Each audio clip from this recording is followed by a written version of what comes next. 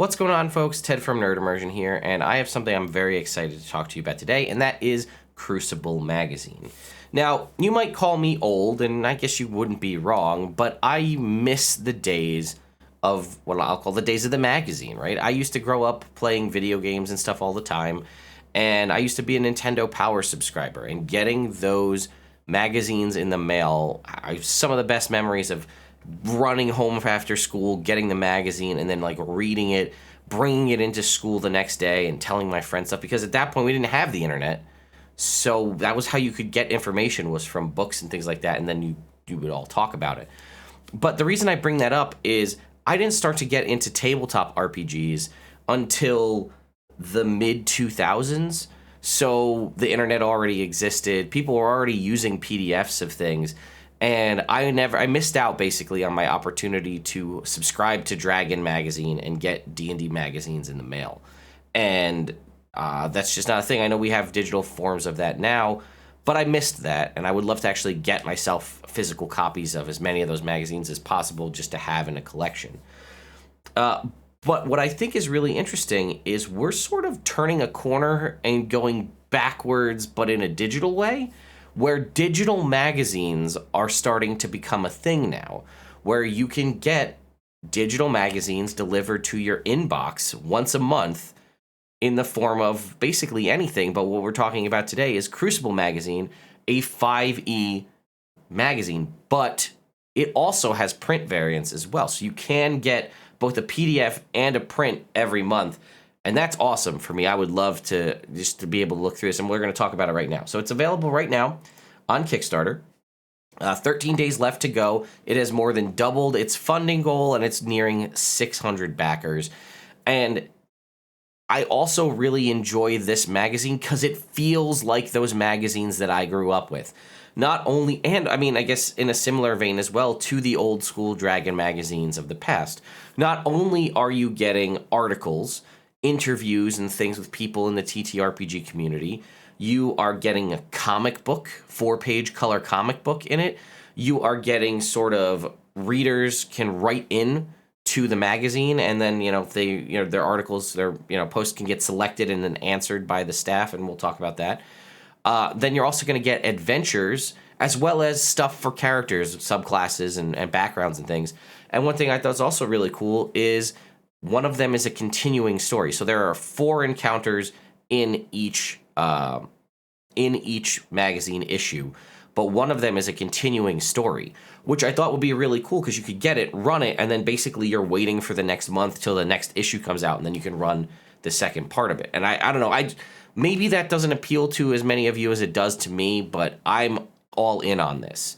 So there's also, and get this, as a proof of concept, there is a free 92-page comic book issue available that you can download right now for free, and we're going to take a look at that in just a sec. But this is to basically get issues 1 through 6 off the ground. And like I said, there's a bunch of different special edition tiers, stuff to get STL mini files, DM screens. It's pretty awesome. But let's take a look here at the first issue, the launch issue, as you can see here. Crucible, an epic monthly magazine for 5e. The cover is evocative of old school D&D magazines, and fantasy magazines. You can see this, right? We have Draxorn Delve, a Death, Despair, Sparkling Lair. We have Luke Gygax giving an interview here as well. And then again, The Forgotten Warrior, the intro to the 4-page comic book. It's also, I mentioned PDF and print, but I also didn't tell you that it's also available in Foundry Virtual Tabletop, which is great because all of these different encounters have maps, both gridded and ungridded versions, and you can get those and import them directly into Foundry. And here you can see some of the Kickstarter limited edition stuff we were talking about. I will say to the Crucible team, if we go ahead and look over here, no bookmarks, auto points off from Ted. But that's, it's an intro issue and it's free, so I can't complain too much, but still. So I'll zoom it in when we get into the actual content, but you can see here are the 4 adventures: Sea Giant's Cove, Draxorn Delve, Prison of the Archelex, and the Heavenly Horde. The Sea Giant's Cove is the one that's part of the continuing storyline, and then we have Adventuring Days, which I really like, which We'll talk about when we get to it, but it's basically just a series of seeds and things encounters to throw at your party. As we know, per the Dungeon Master's Guide, you're supposed to have 6 to 8 encounters on an adventuring day. No one really does that, I feel like, but this gives you some options to just throw quick hitting things to be an encounter. The Blood board is a quest board to provide a bunch of different quest seeds for your characters to use. 2 new subclasses. We're going to take a look at the wizard, who has like empowered summons. A bunch of different backgrounds, which are just generic backgrounds, and then also just traits and things that apply to any background. Minzer's Market of Minor Magics, which is a bunch of interesting common magic items. There's the interview with Luke Gygax, and then the sort of the write-in piece right here, Dear Dire Lords, and then the comic book. Also throughout here, you'll see things like these QR codes, which you can use to launch. It says, magazine QR codes, links for digital assets to be used at the table or in your preferred virtual tabletop. Ranging from player handouts, maps, magic item cards, and more. You can download the content piecemeal when you need it, or if you want to flex your download speeds, you can download an entire issue's digital content from the QR code right here by using the camera on your phone. So, and we can see again, here they are. So let's take a look at Sea Giant's Cove. So it says is a 5th edition adventure intended for 3 to 5 characters of 2nd to 4th level and optimized for 4 characters. But it's also the first part of the Wrath of the Dreadlords adventure path. They'll take party characters from 3rd level up to 10th level. These adventures can be played independently or each as a single adventure or consecutively to be the whole campaign, and each one will be released with forthcoming issues of the Crucible magazine. So I'm not going to dive too much into the adventures because we'll be here for a while, but I wanted to scroll through, one, because I don't have bookmarks, but I can also show you kind of what we're looking at here. So we have a nice, concise summary of things on the side, and then obviously they have anything in here in these blocks with the quotes are things that are supposed to be read out loud. It's your box text. And then we can see we have different areas. So this one basically has to deal with seafaring stuff. We've got a sea giant. It's the name of the adventure. We have pirates, all sorts of things like that. A couple different ship issues, a little bit of oceanic travel and encountering different things while you travel. Again, we can see a handful of NPCs. Here's one of the maps, the very highly, beautifully detailed battle maps that are available right here, showing off the different locations. A bunch of fun low-level encounters, right? Jellyfish, quippers, eels, sharks. Nothing too crazy. And there is magic items in here as well, which we can see here as we scroll through. And then again, here's a little bit about resolving it. The appendix, including the stat blocks. Here's the Sea Giant stat block right here. They have a cool water blast ability, as well as some innate spellcasting. And then we have Draxo Delve. This one's really cool because of the creature that you see right here. So it says Draxhorn Delve is a 5th edition adventure for 3 to 5 characters of 12 to 14. So we had a very intro level adventure. Now we have a pretty higher level encounter, which I appreciate the spread because that allows you to, if you have these magazines, you can just go back and be like, oh, hey, they're level 12. Let's use this encounter now, right? A mining operation on the long-dormant volcano Mount Temper has dug too deep, unleashing a host of elementals into their mine and trapping some miners inside. After sending an adventuring party that mysteriously vanished, something was awakened deep in the mountain and rumbled the volcano awake. An eruption of ash now lies thick on the surrounding region, with the threat of even further destruction teetering over or ever closer with each passing moment. The adventure fits into any existing campaign with a mountain range that includes a dormant volcano and a nearby village. That's so beautifully concise as well to tell you, like, hey, do you have a mountain range? Was there a volcano in your mountain range? Maybe not. Let's pretend there is now because we have a cool adventure we can run with that. And it has the Draxorn, which we'll kind of scroll through. We can see here's our mine. Very beautiful. I love the colors on this. I don't know who the, and it's probably at the beginning and I missed it, and I'm sorry, but whoever was the cartographer for these maps, I very much like your style. And even still, I like there's just the little changes in the way the different text and things appears, right? So the other one was a sea-based adventure. It was very light blues and kind of oceanic theme. This one's sort of grungy, rock, and dirty, and it kind of has that in the form here of what you see for the adventure. And again, we're going to scroll through. We have different characters. Look at this. You can see even like little aspects of the adventure appear as part of like the border of the box text. Just nice little touches that you don't need to have. And here's the Drax Orn, right, which is pretty cool. I think if you know a little bit about Dungeons and Dragons, you can probably piece together what you're talking about. It's a dragon, but it also has Zorn in the name, which is pretty cool. And then obviously here's a whole bunch about the Drax Orn itself, which is something I would definitely like to include in one of my adventures. Next up, we have Prison of the Archelex, which you can see here is obviously creepy spider themed. Right, this one is designed for 3 to 5 characters of 5th to 7th level. I'll just read the intro piece and then we'll go on from there, right? How about that? An interplanar ship of telepathic beings crashed centuries ago on the material plane, killing all but a few of its crew members. The survivors built a laboratory in the remnants of the ship, seeking a way back to the plane of madness. The resulting experiments created an abomination imprisoned in the laboratory until the fateful day some village children stumbled upon the entrance to its prison. Transforming them into monstrous creatures under its mental control, it now threatens to spread its corruption to the outside world. The adventure occurs in the freelance campaign setting, but easily fits into any existing campaign with a small village near a dark wood with only a few modifications and name changes. Pretty simple there. So let's continue to scroll on till we get to the next section. Again, the same kind of situation with the little box text borders and whatnot. And then lastly, the Heavenly Horde. This is for 3 to 5 characters of 7th to 9th level. The divine weapon of a fallen angel falls into the hands of a bloodthirsty young warrior. A horde of orcs eager for battle has formed under a new warlord's banner and risen from the underground city to threaten the lands above. The battle horns have sounded, war is on the horizon. It occurs in the freelance campaign setting, but easily fits into any existing campaign with only a few modifications and name changes. Alright, so we'll scroll through. We want to get to the next section of the book. So here's the adventuring days, right? So there again, little snippets, and you can see here they have different little symbols to personify the time of day, right? This is at nighttime. So let's take a look at the first one. The group wake up to the smell of bacon cooking. With a successful DC 14 investigation check, they discover a camp. Food is cooking, but empty of people. Now that's it. It's just a seed for an encounter. You, the DM, have to take that further to make it something more. The next one, a stone bridge crossing over a small river is guarded by a troll. To pass, it demands 10 gold pieces for its master and any food the group is carrying for itself.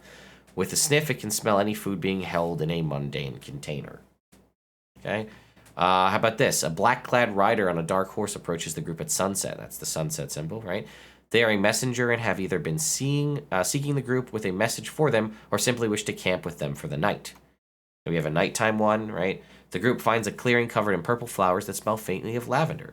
With a successful DC 12 nature check, they know that these wild growths help travelers recover quickly, and a long rest can be completed within 4 hours.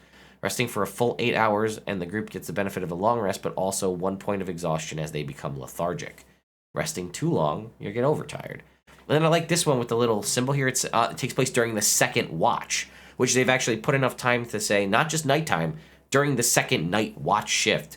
DC 12 perception check to spot. A wild creature approaches the camp. They are attracted by the scent the flowers give off when they are disturbed, alerting the creature that something may be fatigued and easier to hunt. That one kind of ties into the previous one. We can see there's a whole bunch, though. But, like, this kind of stuff is an invaluable aid to just have if you need to, you know. I feel like it happens to me all the time where I'm like, oh, I don't want to give them something to do. You could do the whole, here's a random encounter, roll a d20 and see what happens. And that's fine. But if you set up a parameter for people to roll a d20 and it only happens on a 16 to 20, let's say an encounter happens, then nothing happens and it just feels like nothing's going on. And that kind of sucks. It doesn't, but you're the DM. You can obviously make something happen. But you have this table you're trying to use. So these kind of things that you can just insert when you feel like you need to, I think are better off. Well, this one says Red Dragon Wormling, so we gotta read it, right? The party awakens to the smell of smoke in the air. A successful DC 14 perception check leads them to the charred remains of a nearby farmhouse. A successful DC 14 survival check finds strange claw marks leading away and dragging something. Following them leads to a Red Dragon Wormling's cave. Here, look, here's a third watch one, right? Strange shadows drift through the camp, slipping past light sources and the person on watch. They head into the tents of the sleeping characters, and each wakes up with a start after experiencing the same dream. When the guard is next on watch alone, the dream comes true. Here is the blood board. Again, these are just a couple of seeds, quest seeds for you to use. Again, we also have our PDF that we can snap a picture of here. And you can see it gives you high level of the different themes, right? Urban, cultist, intrigue, religion, politics, war, intrigue. This one is dungeon crawl, low magic, and war. For the sake of not belaboring this video to be too long, we're going to jump ahead because I want to talk about the subclass. So the School of Arcane Summoning. Okay? So at second level, you get Summoner's Devotion. This is a wizard subclass. Your training has fortified your body against the disruption of the world around you. You no longer flinch in the most heated of battles. You have advantage on Constitution saving throws made against your concentration advantage on concentration checks made to maintain conjuration spells. I feel like at a point the conjuration wizard from the player's handbook gets, I think, it just can't break its concentration. But either way, that's not a bad second level thing, giving you just advantage on that. But then you get Empowered Familiar, which I also very much like at second level. You have the Find Familiar spell to your spell book, which is good because you probably were going to have it anyway, without accounting towards your total spells prepared, and you can cast it without the need for material components. Not a huge deal, but at low levels, finding that charcoal or whatever it is could possibly be a problem. You have learned to channel your arcane powers into this ritual to empower your familiar beyond those typically summoned. When summoned, an empowered familiar's hit points equals the familiar's constitution modifier plus your intelligence modifier plus 3 times your wizard level. The familiar has hit dice equal to your wizard level, and unlike typical familiars, an empowered familiar can take the attack action in combat. The familiar can move on its own, but only action it takes during its turn is the dodge action unless you use a bonus action on your turn to command it to take another action. If you're incapacitated, the empowered familiar can take any action of its choice, not just dodge. So this uses the kind of what I call the updated pet mechanics of 5th edition, where it dodges, but you can use your bonus action. So you're a wizard, you do have access to things for your bonus action, but empowering your familiar is pretty cool. It does have improved hit points. You are still at this point currently limited to the base familiars per the spell. Obviously that can change with access to your DM and what other books and things you can use, but there you have it. And then we also have Transfer Damage at 6th level. Your connection with your empowered familiar has deepened. When you or your familiar are hit by damage other than slashing, piercing, or bludgeoning, you can spend your reaction to redirect the damage dealt, taking half rounded down and having the other half dealt to your familiar. This ignores resistances and immunities. So no, unfortunately, like, oh, it's necrotic damage, let me take it and then just take nothing. You take the damage, but it's split between you and your familiar. You are still a wizard. I will put that out there. You are still squishy, so any little bit of reduction in damage that you can do is going to be helpful. If you can't shield it away, maybe you can reduce it via transfer damage. Then at 6th level, you also get Advanced Familiar. Now we're really starting to talk about what we're looking at here. So you can now do things other than just the base familiar options. You now have access to the Bloodhawk, the Boar, the Panther, the Pony, the Giant Badger, Giant Rat, Giant Weasel, or Wolf. Starting to become something substantial here. Choose a familiar attribute from the Advanced Familiar table below. When next summoned, your familiar's physical appearance changes to outwardly reflect the attribute chosen, and its stat block has the following adjustments. Damage resistance, poison and familiar, it says, damage resistances, poison and familiar attribute damage type. New trait, magic weapons, the familiar's attacks are considered magical. Updated attack action, the familiar uses your spell attack modifier to hit and deals additional damage of the familiar attribute damage type equal to your proficiency bonus. So choose one of the following: astral, celestial, construct, elemental, or undead. And then if it's astral, it's psychic, celestial, radiant, construct, force. Elemental, you choose the type: fire, air, earth, or water, allowing it to be fire, lightning, acid, or cold damage. Or undead, and it's necrotic. So now it looks like an undead wolf or an astral wolf. So it will get resistance to the poison damage type and whatever of that one we just talked about, right? So if it's astral, it's poison and psychic. Its attacks are considered magic, and it uses your spell attack modifier, which is huge. And it deals additional damage equal to, again, if we're using astral, psychic damage equal to your proficiency bonus. Not a huge benefit, but enough to make this, I feel like, a standalone thing justifiable within, you are a wizard. This is all of your subclass stuff is tied to your familiar. Let's make it good, but not overpowered. I'm on board so far. Strengthen Familiar at level 10. As a bonus action, you can expend a spell slot to give your familiar a bonus to attack and damage rolls or ability checks and saving throws equal to half the level of the spell slot expended rounded up. This effect lasts for 10 minutes. times the level of the spell slot expended. You can use this feature a number of times equal to your intelligence modifier per long rest. I might have changed that to proficiency bonus times per long rest, as that seems to be where Wizards of the Coast is going. But either way, it's long enough that this is an opportunity, because they gave it wasn't just combat, right? They said saving throws and ability checks. So you could strategize this if you want to have it do some tracking or reconnaissance. So I appreciate that.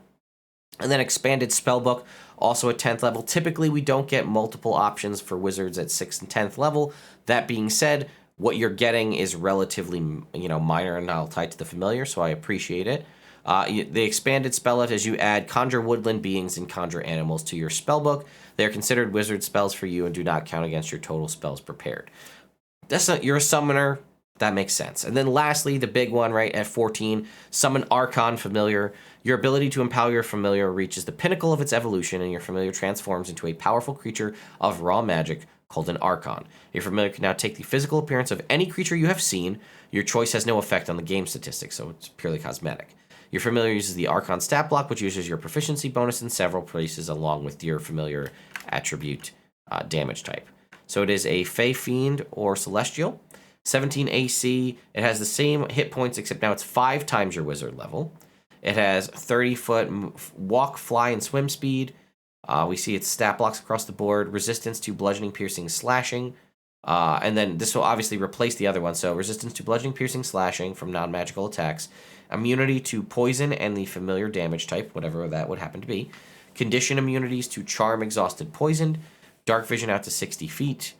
Its attacks are magical. It is immune to any spell that would alter its form. I'm on board with that. It now has also a multi-attack, 2 strike attacks, melee weapon attacks that use your spell attack modifier to hit.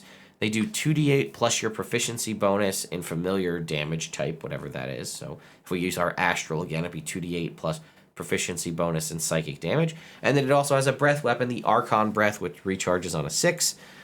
It exhales a magical 30-foot line that is 5 feet wide. Each creature in the area must make a DC 8 plus your intelligence modifier plus proficiency bonus. Dexterity saving throw. So dexterity saving throw based off your intelligence, or take 16d6 familiar damage type on a successful save, or half as much or on a failed save rather, or half as much on a success. That does seem like a lot that it recharges on a 6. I get it, but potentially if you roll well, you could be doing an extra 16d6 damage every turn. I might have to limit that personally. I like it; it's strong. But maybe that's maybe that's proficiency bonus times per long rest. Because outside of combat, that's always going to recharge, because you will roll a 6. Maybe it's once per short rest, once per long rest. I don't know what it would be, or ratchet the damage back a little bit. I guess what you need to do too is compare this to other wizard subclasses and how does this stack up. All right, we'll continue on real quick. We can see all of our various backgrounds that we talked about here and just generic character traits. Here are a variety of interesting magic items. I also very much love the art for these. The Harp of Thorns here is really cool. I really like the ability, when you play this harp as part of the performance check, you can take a d4 plus 1 piercing damage and then add that result to your roll, because it's thorny, you're taking the damage but empowering your performance. I thought that was really cool. Again, we have our interview here with Luke Gygax asking a variety of different questions about Dungeons & Dragons and things like that. Here is the Dear Dire Lords. It says bad people, good advice, where people write in. So we can see here, the local adventurers keep trashing my lairs. Do you have any advice for making my lairs more devious? So that was Trevor the Terrible. And then you can see here you go, and then they provide a response. And it's just like a goofy thing we used to have in magazines back in the day, and I love that. Need some advice from our experts on how to improve your campaign? Send an email to deardirelords at cruciblемag.com. And then again, we have The Forgotten Warrior, our 4-page color comic that ends with a pretty crazy ending that will continue in the next issue. So if we were going to go ahead and take a look at the Kickstarter itself, as I said, we kind of went through the magazine pretty extensively, so I'm going to skip over that. But this, like I said, is for issues 1 through 6. If there's enough support, that will continue to issue 7 and beyond. Future issues will be made available through our web shop, Patreon, Foundry, VTT, and other platforms. So again, here's with the link right in the middle here. You can download the PDF that I was just looking through. And then you can see there's a variety of different offers. But if you do pick it up through the Kickstarter, the first 3 or first 6 issues will be at a reduced price. So consider backing them sooner rather than later. Here we can see there's also stretch goals, right, for custom character sheets and things of that nature. So we have the PDF tier, $30 gets you 3 issues, $55 gets you 6 issues. Plus any unlocked rewards, Kickstarter exclusive Crucible pin available to 48-hour pledges, 1 illustrated character sheet right here, right? Print and PDF tier for the first 3 issues. So this is pretty great, right? For 6 issues, for $80, you'll get the printed magazine and the first 6 issues, as well as the character sheets. We have the virtual Foundry virtual tabletop tier as well, $45 for 3 issues, $80 for 6. Then we can get all 3, right, for Foundry, print, and PDF for $135 for all 6. Then we have the At the Table tier. It says, look to play at the table, want some extra goodies to pimp out your sessions. We've got the issues, special edition foil print of the book, a DM screen, a Draxzorn mini, and glow-in-the-dark dice. And then here are our stretch goals as well, right? Launch issue 3D mini STLs, and then again, the illustrated character sheets.